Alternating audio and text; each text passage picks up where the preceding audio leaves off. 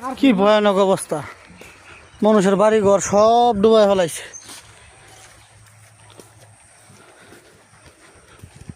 কি অবস্থা গো, খুব ভয়ঙ্কর অবস্থা।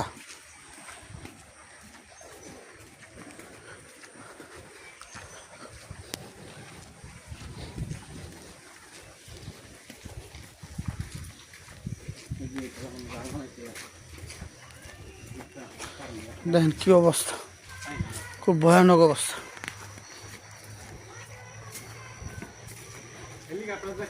কোথা পানি 1 ঘন্টার মধ্যে সব বাসা লেগে গেছে।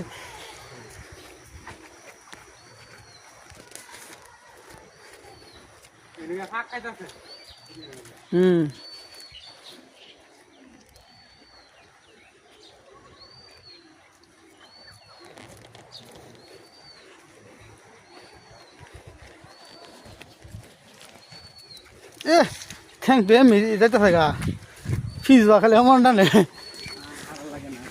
হ্যাঁ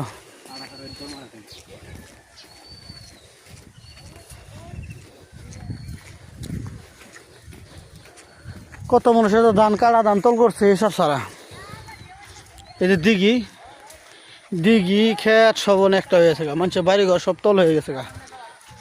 কেউ কেউ বিছনার উপরে পানি উঠছে, অতিরিক্ত প্রচণ্ড পরিমাণের পানি।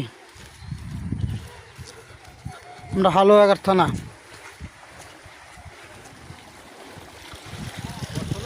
বস্তা ভরা করতে আর করতে ভরা সারা নেই, পানি নাই আমাদের বুঝছো।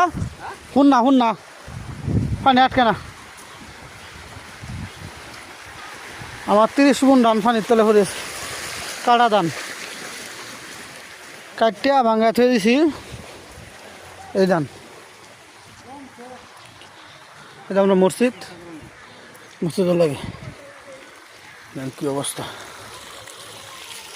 এস আরেকজন কি কষ্টটা করতেছে আমার মামু, পানি ফেরাইতেছে।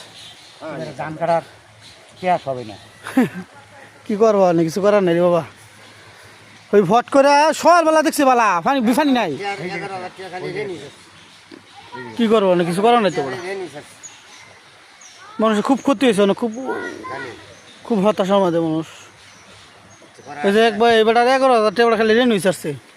দিঘিটা কত বড় দিঘি, আর খাদ্য লাগছে না, মনে হয় 50,000 টাকার উপরে বেটা খরচ হই।